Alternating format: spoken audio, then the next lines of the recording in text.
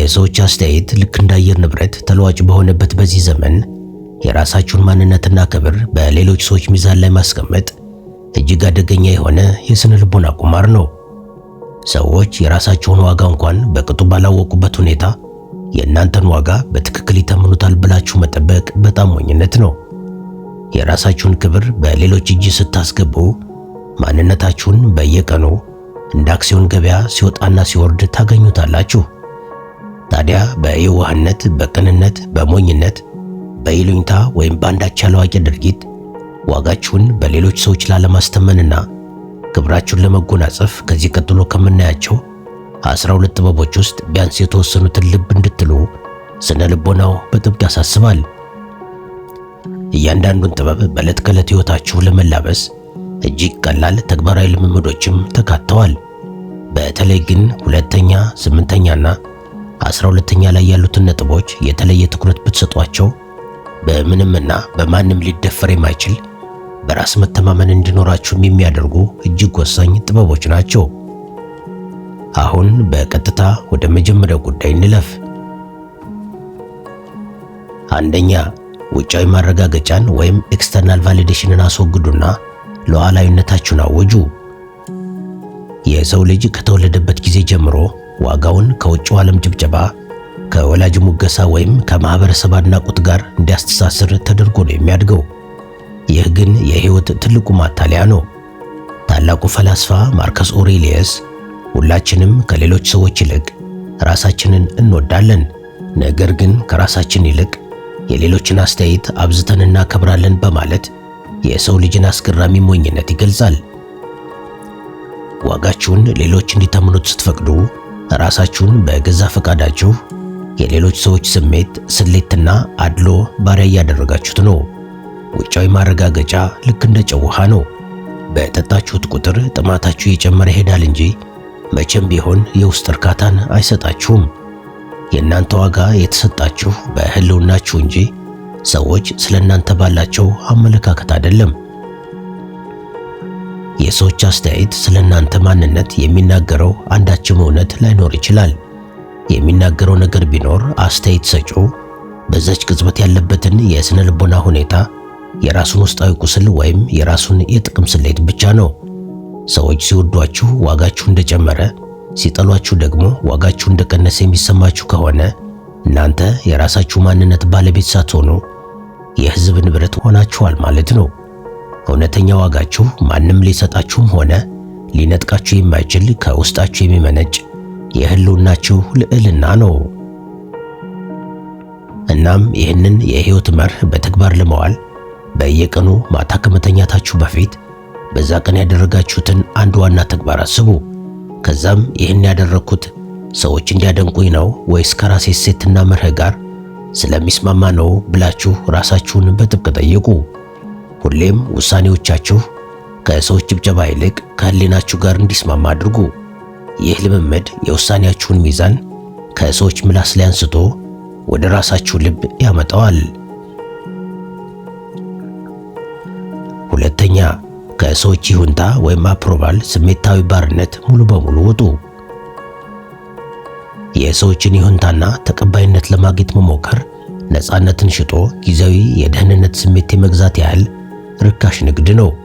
ታዋቂው የምስራቃውያን ፍላስፋ ላኦ ቱዙ ስለ ሰዎች አስተያየት ከተጨነቅ ለዘላለም የእነሱ እስረኛ ትሆናለህ እንዳለው የይሁንታን ፈላጊ አእምሮ ሁልጊዜም በፍርሃት የታሰረ ነው። ዋጋችሁን በሌሎች ሰዎች ስታስተምኑ እናንተን መቆጣጠር ለሚፈልግ ማንኛውም ሰው የርቀት መቆጣጠሪያ ወይም ሪሞት ኮንትሮል አሳልፋችሁ እየሰጣችሁት ነው። ሰዎች ይህንን ድክመታችሁን ሲረዱ የሆነ ጉዳይ እንድትፈጽሙላቸው ሲፈልጉ ያሞግሷችኋል። ከቁጥጥራችሁ ልትወጡ ስትሉ ደግሞ ዋጋ በማሳጣት ይቀጧችኋል። ይህ አዙሪት ማንነታችሁን አሟጦ የሚጨርስ የስነ ልቦና ባርነት ነው።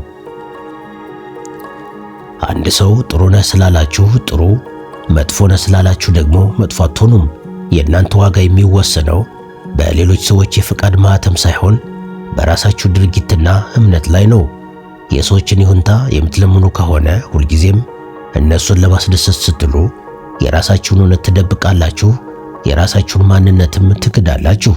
ትልቁ የህይወት ክህደት ደግሞ ሌሎችን ለማስደሰት ሲባል ራስን መክዳት ነው። መከበር ያለበት እናንተነታችሁ እንጂ ሰዎች በእናንተ ላይ የሳሉት ምናባዊ ምስል አይደለም። ሰዎች እንዲቀበሏችሁ ብላችሁ ራሳችሁን መለወጥ ስታቆሙ እውነተኛው ኃይላችሁ ያኔ ይገለጻል። ታዲያ ይህንን ስብዕና ለመላበስ በሳምንት ውስጥ ቢያንስ ለአንድ ጊዜ የሰዎችን አስተያየት ወይም ትችት ሊያስከትል የሚችል ነገር ግን ትክክል ነው ብላችሁ የምታምኑበትን አንድ አነስተኛ ውሳኔ በድፍረት አድርጉ። ለምሳሌ ከብዙሃኑ የተለየ ሐሳብ መናገር ወይም ሰዎች ከናንተ ያደርጉታል ብሎ የሚጠብቁትን ነገር በትህትና አልችልም ማለት ሊሆን ይችላል። በዚህ ጊዜ ሰዎች ሲያኮርፏችሁ ወይም ሲተቿችሁ የተሰማችሁን የስነ ልቦና ምቾት ማጣት ወይም ዲስኮምፎርት አክብዳችሁ ሳታዩት በዝምታ ተቀበሉት። ይህ ልምምድ የሰዎች የእናንተን ሐሳብ አለመቀበል እናንተን እንደማይገድላችሁና ዋጋችሁን እንደማይቀንሰው በተግባር በማሳየት ስሜታዊ ነፃነትን ያጎናጽፋችኋል።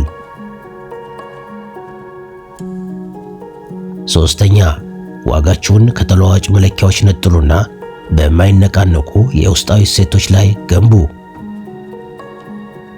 ብዙ ሰዎች ትልቁ ስህተታቸው ዋጋቸውን ከውጫዊና ከሚያልፉ ነገሮች ጋር ማስተሳሰራቸው ነው።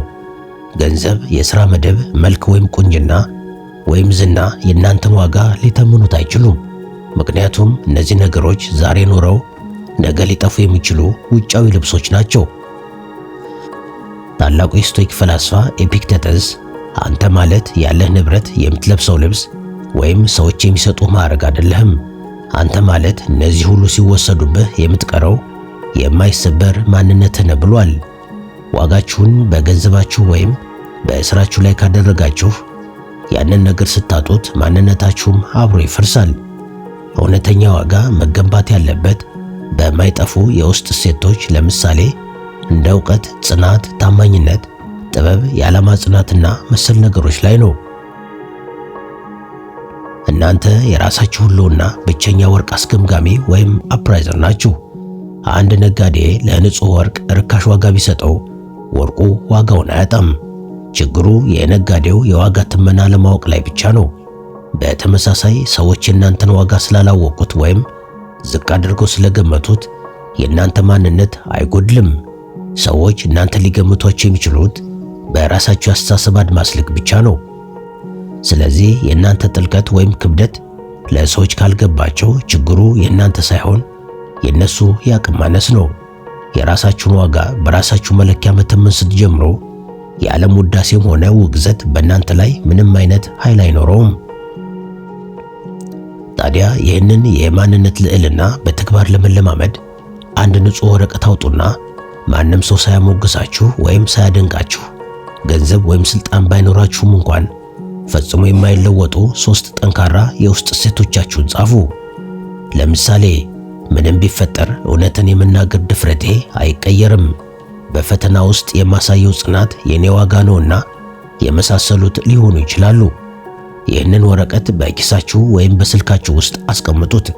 ማንም ሰው ዋጋ ሊያሰጣችሁ ሲሞክር ወይም ባልተገባ ሁኔታ ሊገምታችሁ ሲሞክር ይህንን ሰነድ በማንበብ እውነተኛ ዋጋችሁ የት ላይ እንዳለ ለራሳችሁ አስታውሱት። አራተኛ፣ የራሳችሁን የህይወት ትረካ ወይም ሰልፍ ናሬቲቭ በመጻፍ የማህበረሰቡን የተዛባ ሚዛን ውድቅ አድርጉት። ማህበረሰቡ ገና ከልጅነታችሁ ጀምሮ ስኬት፣ ውበትና ክብር ምን መምሰል እንዳለበት አስቀድሞ የተጻፈ ስክሪፕት ይሰጣችኋል። ይህንን ስክሪፕት ተቀብላችሁ የምትኖሩ ከሆነ የእናንተ ዋጋ የሚለካው ማህበረሰቡ ባስቀመጠው መስፈርት ውስጥ ምን ያህል እንደገባችሁ በማየት ብቻ ይሆናል። ታዋቂው የህልውና ወይም ኤግዚስተንሻሊዝም ፈላስፋ ዦን ፖል ሳርተር ሰው ራሱን በራሱ ከሚፈጥረው ውጪ ሌላ ምንም አይደለም፣ የራስህን ትርጉም ካልጻፍክ የሌሎች ሰዎች ትርጉም ሰለባ ትሆናለህ ይላል። የራሳችሁን ዋጋ ማወቅ ማለት ማህበረሰቡ የሰጣችሁን የውሸት መለኪያ ሰብራችሁ ለኔ ትርጉም ያለው ህይወት ምንድነው ብላችሁ የራሳችሁን የህይወት መዳረሻ በድፍረት ራሳችሁ መጻፍ ማለት ነው። ሌሎች ሰዎች የእናንተን ዋጋ ዝቅ የሚያደርጉት እናንተን በእነሱ ታሪክ ውስጥ አስገብተው ስለሚመዝኗችሁ ነው። የሌሎችን ሰዎች መለኪያ ተጠቅማችሁ ራሳችሁን ስትመዝኑ ሁልጊዜም የሆነ ነገር እንደጎደላችሁና ዋጋ እንዳጣችሁ ይሰማችኋል። ምክንያቱም የዓለም መለኪያ የተሰራው እናንተን ለማርካት ሳይሆን የሌሎችን የንግድና የስልጣን ፍላጎት ለማሟላት ነው። አንድ ሞኝ ዓሣ ዛፍ ላይ የመውጣት ችሎታውን እንዲያዳብር ቢጠየቅ ያ ነገር ከተፈጥሮና ከውስጣዊ ማንነቱ ጋር ፈጽሞ ስለማይገናኝ እድሜውን ሙሉ ራሱን እንደ ደደብ ቆጥሮ ይሞታል። እናንተም የራሳችሁን ልዩ ተሰጥኦና መንገድ ትታችሁ ሰዎች ይህ ነው ትክክለኛው መንገድ ባሉት መንገድ ላይ ብቻ የምትሮጡ ከሆነ የራሳችሁን ማንነት ዋጋ እያሳጣችሁት ነው። የራሳችሁን የሕይወት ታሪክ ራሳችሁ ስትጽፉ ሰዎች በእናንተ ላይ የሰጡት አስተያየት ከንቱ ይሆናል። ምክንያቱም የእነሱ መለኪያ ከእናንተ እውነት ጋር ፈጽሞ አይገናኝም። ታዲያ ይህንን ነፃነት ለመቀዳጀት ማህበረሰቡ ወይም ቤተሰብ ስኬታማ ሰው ብሎ የሚጠራውን መስፈርት በአንድ በኩል ጻፉ። ለምሳሌ ውድ መኪና፣ ስልጣን፣ ዝና ወዘተ ሊሆን ይችላል። በሌላ በኩል ደግሞ የእናንተ ልብ እውነተኛ ስኬትና ዋጋ ነው ብሎ የሚያምንበትን ጻፉ። ለምሳሌ የአእምሮ ሰላም፣ ነፃነት፣ ልዩ ተሰጥኦ ወይም ብቃት ሊሆን ይችላል። ውሳኔ ስትወስኑ የሰዎችን ሳይሆን ራሳችሁ የጻፋችሁትን የእሴት መለኪያ ብቻ ተመልከቱ። ይህ ተግባር የሰዎችን ፍርድ ከሕይወታችሁ ላይ እንደ አቧራ አራግፎ ያጸደዋል። አምስተኛ፣ የራሳችሁን ጠባሳዎችና ድክመቶች በክብር በመቀበል የሌሎችን የትችት መሳሪያ አምክኑ። ሰዎች የእናንተን ዋጋ ሊቀንሱና ሊያዋርዷችሁ የሚችሉ እናንተ በራሳችሁ ድክመቶች፣ ስህተቶች ወይም ያለፈ ታሪኮች ስታፍሩ ብቻ ነው። ማንኛውንም ድክመታችሁን ለመደበቅ ስትሞክሩ ሌሎች ሰዎች እናንተን የሚያስፈራሩበትን የጦር መሳሪያ እያስታጠቃችኋቸው ነው። በጃፓናውያን የሥነ ጥበብ ፍልስፍና ኪንቱስጊ በመባል የሚታወቅ ጥበብ አለ። ይህ ጥበብ የተሰበረን የሸክላ ዕቃ በወርቅ በማያያዝ ከበፊቱ የበለጠ ውብና ውድ ያደርገዋል። የእናንተም የሕይወት ስብራቶችና ጠባሳዎች ማንነታችሁን ርካሽ የሚያደርጉት ሳይሆኑ ሕይወትን በድፍረት መኖራችሁን የሚያሳዩ የወርቅ ምልክቶች ናቸው። አንድን ነገር በክብር ስትቀበሉት ማንም ሰው ያንን ነገር ተጠቅሞ ሊያጠቃችሁ አይችልም። አንድን ነገር በክብር ስትቀበሉት ማንም ሰው ያንን ነገር ተጠቅሞ ሊያጠቃችሁ አይችልም። ታዋቂው ጸሐፊ ጆርጅ አር ማርቲን እንዳለው ማንነትህን ፈጽሞ አትዘንጋ፣ ዓለምም አይዘነጋውም። ማንነትህን እንደ ጥሩር ወይም አርመር ልበሰው። ያኔ ማንም ሰው አንተን ለመጉዳት ሊጠቀምበት አይችልም። ስለዚህ የእናንተ ዋጋ የሚለካው እንከን የለሽ ወይም ፐርፌክት በመሆናችሁ ሳይሆን ሙሉ ሰው ወይም አውተንቲክ በመሆናችሁ ነው። ድክመታችሁን በድፍረት አምናችሁ ስትወጡ ሰዎች በእናንተ ላይ የነበራቸው የመፍረድ ስልጣን ባንዴ ይጠፋል። ስለዚህ ይህንን የስነ ልቦና ጋሻ በዕለት ከዕለት ሕይወታችሁ ለመገንባት ሰዎች ሊተቹኝ ወይም ዋጋ ሊያሳጡኝ ይችላሉ ብላችሁ የምትፈሩትን አንድ ድክመታችሁን ወይም ያለፈ ስህተታችሁን ለይታችሁ ወቁ። ይህንን ነገር እንደ ሚስጥር ከመደበቅ ይልቅ ራሳችሁ በግልጽና በኩራት ቢያንስ በውስጣችሁ ለራሳችሁ ተናገሩ። ሰዎች ያንን ነገር አንስተው ሊያሳንሷችሁ ሲሞክሩ ከመደንገጥ ወይም ከመከላከል ይልቅ አይኖቻቸውን እያያችሁ ልክ ነህ፣ ያ የኔ አንዱ አካል ነው፣ እናም እኔ በዚህ አላፍርም ብላችሁ መልሱ። ይህ ልምምድ የሰዎችን የትችት ኃይል ከስሩ ይነቅለዋል። ስድስተኛ፣ ከሌሎች ጋር መወዳደርን ወይም ኮምፓሪዥን አቁሙና የራሳችሁን ልህቀት አክብሩ። ዋጋችሁን ሌሎች ሰዎች እንዲተምኑት እድል ከሚሰጡ መንገዶች ሁሉ እጅግ አስከፊው ራሳችሁን ከሌሎች ሰዎች ጋር ማወዳደር ነው። እዚህ ጋር የአሜሪካ ፕሬዝዳንት የነበሩት ቴዎዶር ሩዝቬልት ራስን ከሌሎች ጋር ማወዳደር የደስታ ሌባ ነው በማለት የተናገሩትን እንደ ምሳሌ መጥቀስ ይቻላል። ራሳችሁን ከሰው ጋር ስታወዳድሩ የራሳችሁን ልዩ የህይወት ጉዞ ክዳችሁ የሌላውን ሰው የህይወት ምዕራፍ እንደ መለኪያ ስታንዳርድ እየተጠቀማችሁት ነው ማለት ነው። የእናንተን ምዕራፍ 1 ከሌላ ሰው ምዕራፍ 20 ጋር ማወዳደር ፍትሃዊ ያልሆነ የዋጋ ትመና ነው። ራስን ከሌላ ሰው ጋር ማወዳደር ማለት እኔ ዋጋ የሚኖረኝ እሱን ስበልጠው ብቻ ነው ብሎ ራስን በሌላ ሰው ጥላ ስር ማስገባት ማለት ነው። የእያንዳንዱ ሰው የዘረመል ወይም ዲኤንኤ የአስተዳደግ ሁኔታና የህይወት ተልዕኮ ፍጹም የተለያየ ነው። አንበሳ በመዋኘት ችሎታው ራሱን ከአሳ ጋር ቢያወዳደር ዋጋው ዜሮ ይሆናል። ትልቁ ኃይል ያለው ሌላውን ሰው በመቅደም ሳይሆን የትናንትናውን ማንነታችሁን በማሸነፍ ላይ ነው። ራሱን ከሰው ጋር የሚያወዳድር ሰው የሰው ተከታይ ይሆናል። ራሱን ከራሱ ጋር የሚያወዳድር ሰው ግን የራሱ መሪ ይሆናል። የእናንተ ዋጋ የተሰጠው ከሰው የተሻላችሁ በመሆናችሁ ሳይሆን በዓለም ላይ እንደናንተ ያለ ሌላ ማንም ፍጡር ስለሌለ ነው። ተወዳዳሪ አልባ ማንነታችሁን ስታውቁ የሌሎች መብለጥም ሆነ ማነስ የእናንተን ዋጋ ሊነካው አይችልም። ታዲያ ይህን ራስን ከሌሎች ጋር የማወዳደር አስተሳሰብ ለማስወገድ በሕይወታችሁ በሥራችሁም ሆነ በገቢ ደረጃችሁ የእድገት ግምገማ ስታደርጉ ወደ ጎን ማለትም ወደ ሌሎች ሰዎች መመልከትን ሙሉ በሙሉ አቁሙ። በየሳምንቱ መጨረሻ ራሳችሁን መጠየቅ ያለባችሁ አንድ ጥያቄ ብቻ ነው። የዛሬው እኔ ካለፈው ሳምንቱ እኔ የተሻለ ዕውቀት፣ ጥንካሬ ወይም ሰላም አለው ወይ የሚለውን ብቻ ነው። ይህ ልምምድ ትኩረታችሁን ከሌሎች ሰዎች ሜዳ አውጥቶ በእናንተ የግል የልዕቀት ጉዞ ላይ ብቻ እንዲያተኮር ያደርጋል። ሰባተኛ፣ የህልውና ዋጋችሁን ከስኬትና ከምርታማነት ወይም ፕሮዳክቲቪቲ ማዕቀፍ አውጡት። ዘመናዊ ማህበረሰብ የሰው ልጅ ዋጋ የሚለካው በሚያመርተው ምርት፣ በሚያገኘው ገቢ ወይም በስራው ፍጥነት ላይ ብቻ እንዲሆን አድርጎ የኢኮኖሚክስ ማሽን ሰርቷል። ይህ ማሽን እናንተን ሰው ወይም ሂውማን ቢንግ ከማድረግ ይልቅ የሥራ መሳሪያ ወይም ሂውማን ዱይንግ አድርጎ እንድትታዩ ያደርጋችኋል። ታዋቂው ጀርመናዊ ፈላስፋ ፍሬድሪክ ኒቼ ቀኑን ሙሉ ከሚሰራው ሥራ ውስጥ 2/3ኛውን ለራሱ የማይሰጥ ሰው ማዕረጉ ምንም ይሁን ምን የሌሎች ሰዎችና የሁኔታዎች ተገዥ ነው በማለት የሰው ልጅ ዋጋ ከውጫዊ ምርታማነት ጋር መያያዝ እንደሌለበት ይገልጻል። የራሳችሁን ዋጋ በስኬታችሁ ላይ ብቻ ስትመዝኑ በምትደክሙበት ወቅት ራሳችሁን የመጥላትና የመውቀስ ስነ ልቦናዊ ስቃይ ትፈጥራላችሁ። እውነተኛ ዋጋችሁ ያለምንም ቅድመ ሁኔታ በምድር ላይ በመኖራችሁ ብቻ የተረጋገጠ የተፈጥሮ ስጦታ ነው። አንድ ሕፃን ልጅ ምንም አይነት ምርት ሳያመርት ወይም ሳያገኝ በራሱ ሙሉ ዋጋ እንዳለው ሁሉ እናንተም ዋጋችሁን ለማስከበር በየቀኑ በሰው ፊት መሮጥ ወይም ስኬትን መደርደር የለባችሁም።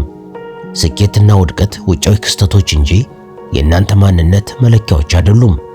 እረፍት ማድረግ፣ መሳሳትን ወይም ለጥቂት ጊዜ መቆምን እንደ ውድቀት የምትቆጥሩት ከሆነ የገበያውን ፍትሃዊ ያልሆነ የዋጋ ትመና በገዛ አእምሯችሁ ውስጥ ፈቅዳችኋል ማለት ነው።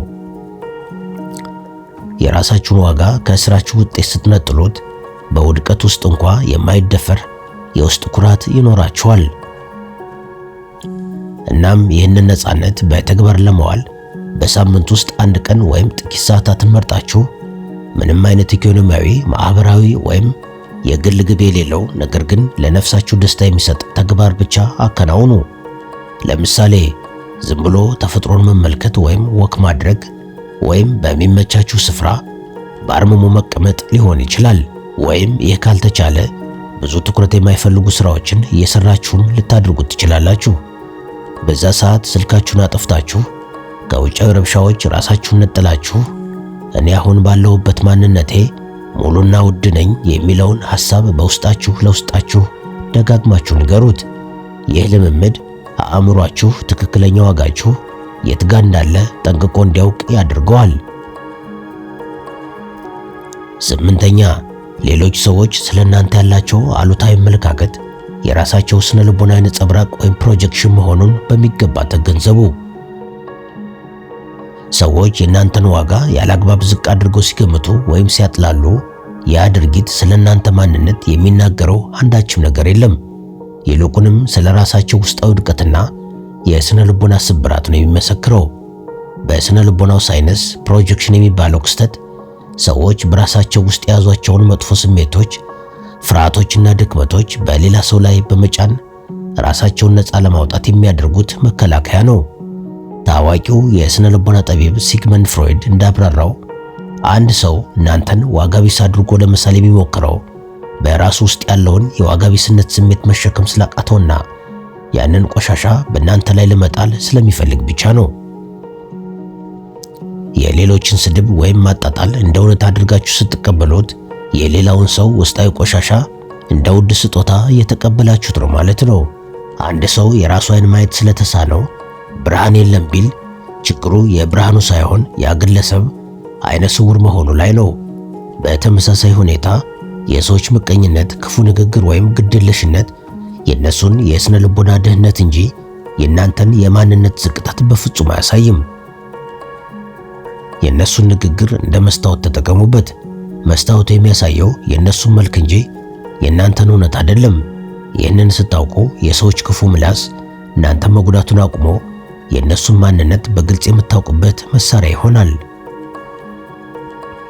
እናም ይህንን ጥበብ በውስጣችሁ ለማዳበር አንድ ሰው ዋጋችሁን የሚያሳንስ ወይም የሚያንኳስስ ንግግር በሚናገርበት ወቅት ወዲያውኑ ከመናደድ ወይም ራሳችሁን ከመከላከል ይልቅ በአእምሯችሁ ውስጥ እንዲበሉ ይህ ንግግር እሱ በራሱ ውስጥ የደበቀውን ፍርሃትና ሕመም ነው እያሳየኝ ያለው በሉ። ንግግሩን የእሱ የሕመም ምልክት ወይም ሲምፕተም አድርጋችሁ በምክንያታዊነት ተመልከቱት። ይህ ልምምድ የአጥቂውን ኃይል ወዲያውኑ በማኮላሸት የእናንተን የአእምሮ ሰላም ይጠብቃል። 9ኛ የውስጣችሁን ረሃብ በራሳችሁ መግራትና ለራሳችሁ ብቸኛ ምንጭ ሁኑ። የራሳችሁን ዋጋ በሌሎች ሰዎች እጅ እንድታስገቡ የሚያስገድዳችሁ ትልቁ ምክንያት በውስጣችሁ ያለው ስሜታዊ ክፍተት ወይም የፍቅር ረሃብ ነው። የውስጣችሁን ባዶነት በራሳችሁ ፍቅርና ክብር ካልሞላችሁት ማህበረሰቡ በሚሰጣችሁ ጊዜያዊ ፍርፋሪ ለመኖር ስትሉ የራሳችሁን ዋጋ በርካሽ ትሸጣላችሁ። ታላቁ የስቶይክ ፈላስፋ ሴኔካ ራሱን መመገብ የተሳነው ሰው የሌሎችን አድናቆት ለመለመን የሰው ደጅ ለመጥናት ይገደዳል ይላል። ራስን አለማወቅና ለራስ ክብር አለመስጠት ሌሎችን የራሳችሁ ሕይወት ፈራጅ ወይም ጀሪ አድርጋችሁ እንድትሾሙ ያደርጋችኋል። ለራስ ምንጭ መሆን ወይም ሰልፍ ሰስተናንስ ማለት ማንም ሰው ሳያያችሁ የራሳችሁን ድል በውስጣችሁ ማክበር፣ ማንም ሰው ሳያውቅሳችሁ ደግሞ ስህተታችሁን በቅንነት ማረም መቻል ማለት ነው። እናንተ በራሳችሁ ሙሉ ስትሆኑ የሰዎች አድናቆት እንደ ተጨማሪ ማጣፈጫ ወይም ዲዘርት እንጂ እንደ ዋና ምግብ አይቆጠርም። ማጣፈጫው ቢኖር ደስ ይላል፣ ባይኖር ግን አትራቡም።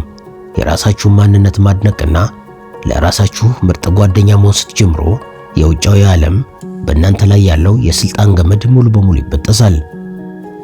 ታዲያ ይህንን ልዕልና በውስጣችሁ ለማዳበር በየሳምንቱ መጨረሻ ላይ ማንም ሰው እንዲያውቅላችሁ ሳትፈልጉ ለራሳችሁ ብቻ የምታከብሩትን 3 ምስጢራዊ ጥንካሬዎቻችሁን ወይም ያደረጋችሁትን በጎ ተግባር በማስታወሻችሁ ላይ ጻፉ።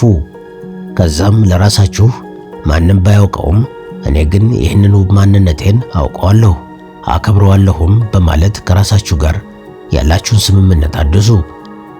ይህ ልምምድ የውስጣዊ ምስክርነትን ረሃብ ከስሩ በማድረግ የውስጥ ሉዓላዊነታችሁን ያጸናል። 10ኛ የአይሆንም ወይም ኖ የማለት ኃይልን በመጠቀም የስነ ልቦና ድንበራችሁን እንደ ቅዱስ ስፍራ ጠብቁት።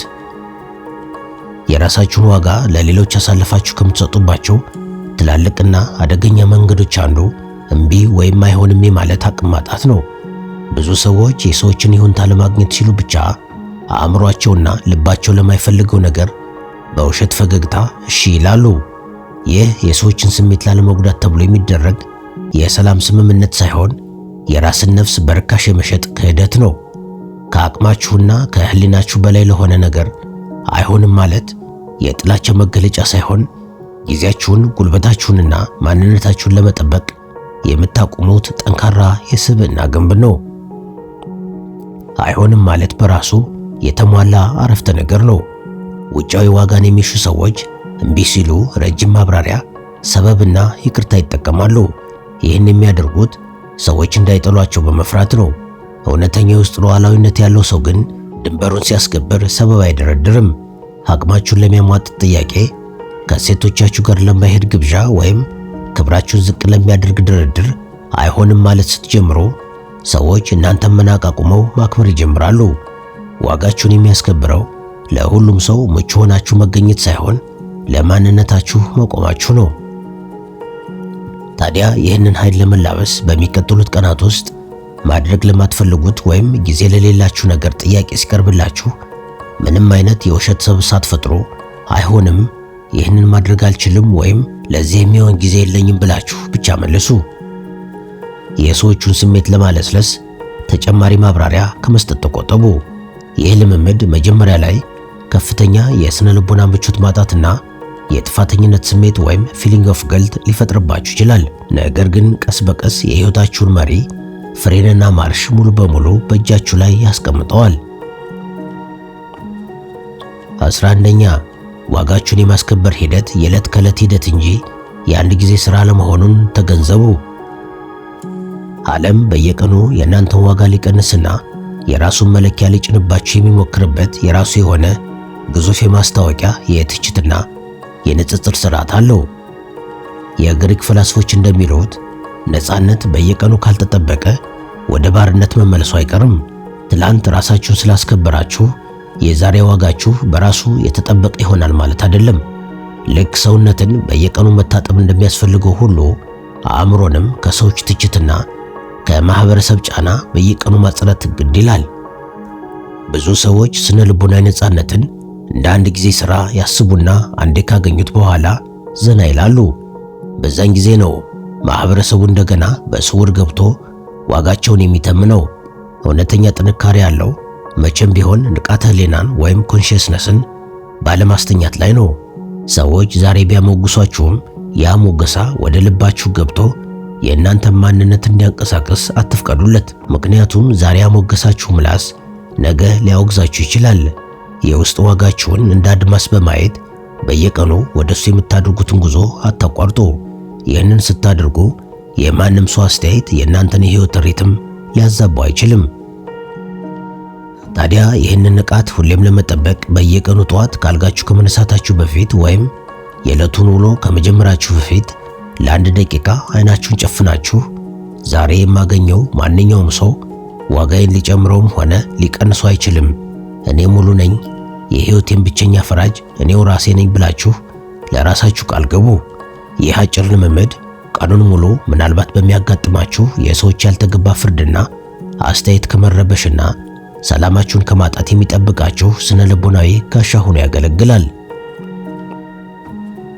12ኛ ስሜታችሁን ከሟች የሰው ልጆች ፍርድ ነጥሉና ዋጋችሁን ከህሊናችሁና በየእምነታችሁ ከአምላካችሁ ጋር አዛምዱ። የሰዎችን ያልተገባ ፍርድና ትመና ሙሉ በሙሉ ለማሸነፍ ከሰው ልጆች ጠባብ አመለካከት በላይ የሆነ የህይወት ዓላማና የከፍታ እይታ ወይም ትራንሰንደንት ቪው ሊኖራችሁ ይገባል። ዋጋችሁን የሚተምኑትና ሊያዋርዷችሁ የሚሞክሩት ሰዎች ራሳቸው ሟቾች፣ ተሳሳቾችና የራሳቸውን ህይወት ትርጉም በቅጡ ያላወቁ የሸክላ ዕቃዎች ናቸው። አይነ ስውርን ሊመራ እንደማይችል ሁሉ የራሱን ዋጋ ያላወቀ ማህበረሰብ ወይም ግለሰብ የእናንተን ዋጋ በትክክል እንዲመዝን መጠበቅ ትልቅ ስህተት ነው። ሮማዊ ፈላስፋ ሴኔካ ብዙሃኑ በሚሄዱበት መንገድ አትሄድ፣ ምክንያቱም የብዙሃኑ መንገድ ሁልጊዜም ወደ ጥፋት ነው የሚያመራው ይላል። እናም ሁልጊዜም ዋጋችሁን በብዙሃኑ መንገድ ላይ ሳይሆን ፈጣሪያችሁ በእናንተ ላይ ሊሰራ ያሰበውን ዓላማ መሰረት አድርጉ። ዓላማችሁን ከሰዎች ጭብጨባ ነጥላችሁ ከፈጣሪያችሁ ከተፈጥሮ ህግጋት ወይም ከከፍተኛ የህሊና እውነት ጋር ስታስተሳስሩት የሰው ልጆች አስተያየት ልክ እንደ ትንኝ ጩኸት ትርጉም አልባ ይሆናል። የምትኖሩት ለዘላለማዊ እውነት እንጂ ለጊዜያዊና ለተሳሳቱ ማህበረሰባዊና ግለሰባዊ ህጎች ካልሆነ ማንም ሰው ሊያሸንፋችሁ አይችልም። በታሪክ ውስጥ ዓለምን የቀየሩ ታላላቅ ሰዎች ሁሉ ማህበረሰቡ እብድ፣ ዋጋቢስ ወይም አመፀኛ ብሎ የፈረጃቸው ናቸው። እነሱ ግን ዋጋቸውን የሰጡት ከህሊናቸውና ከአምላካቸው ለተቀበሉት ትልቅ ተልእኮ በመሆኑ የሰዎችን ፍርድ ንቀው አልፈውታል። እናንተም መልስ የምትሰጡት ለህሊናችሁና ለፈጣሪያችሁ እንጂ ለጎረቤታችሁ እንዳልሆነ ስታምኑ እውነተኛው ነፃነት ያኔ ይወለዳል። ታዲያ ይህንን ልዕልና በተግባር ለመቀዳጀት የመጨረሻው የህይወት ምዕራፍ እይታ ወይም ዴዝቤድ ፐርስፔክቲቭ የተሰኘውን ልምምድ ተጠቀሙ። ከባድ ውሳኔ ማሳለፍ ሲኖርባችሁ ወይም ሰዎች ምን ይሉኛል ብላችሁ ስትፈሩ ራሳችሁን በመጨረሻው የህይወት ሰዓት ወይም የሞት አቅራቢያ ላይ እንዳላችሁ አድርጋችሁ አስቡት። ከዛም ራሳችሁን እንዲህ ብላችሁ ጠይቁ፣ በዚህ የመጨረሻ ሰዓቴ ላይ ሆኜ ሳስበው አሁን የምፈራው የሰዎች አስተያየት ምን ትርጉም ይኖረዋል ብላችሁ ጠይቁ። መልሱ ሁልጊዜም ምንም ትርጉም የለውም የሚል ነው። ይህ ልምምድ የሰዎችን ሚዛናዊ ያልሆነና ያልተገባ አስተያየት ከንቱነት በማሳየት ድፍረትንና እውነተኛ የህይወት ነፃነትን ያላብሳቸዋል። እናም ወዳጆቼ ማህበረሰቡ ወይም በዙሪያቸው ያሉት ሰዎች ሁልጊዜም በራሳቸው መስፈርት ሊመዝኗቸው ይሞክራሉ። ሰዎች የራሳቸውን ፍርሃት፣ የራሳቸውን ውድቀትና የራሳቸውን የስነ ልቦና ቀንበር በእናንተ ላይ ለመጫን ይጥራሉ። ነገር ግን ዋጋችሁን በራሳችሁ እጅ ብቻ ስታደርጉ ልክ እንደ ጥልቅ ውቅያኖስ ትሆናላችሁ። በውቅያኖሱ የላይኛው ክፍል ላይ ማዕበል ሊነሳ፣ ኃይለኛ ንፋስ ሊነፍስ ወይም መርከቦች ሊያልፉ ይችላሉ። ነገር ግን የውቅያኖሱ ጥልቅ ክፍል ሁልጊዜም የተረጋጋ፣ የማይረበሽና የራሱ ሙሉ ዓለም ያለው ነው። የእናንተም ውስጣዊ ዋጋ በማንም ሰው ጭብጨባና ሙገሳ የማይሞላ፣ በማንም ሰው ትችት ደግሞ የማይጎድል ፍጹም ሉዓላዊ መሆን አለበት። ለዛሬ ከዚህ ጋር ይብቃኝ። እስከ መጨረሻው አብራችሁ ለነበራችሁ ምስጋናዬ እጅግ ከልብ ነው። በሌላ ጊዜ በሌላ ጥሩ ሐሳብ እስክንገናኝ ሰላም፣ ፍቅርና ጤና ከእናንተ ጋር ይሁን።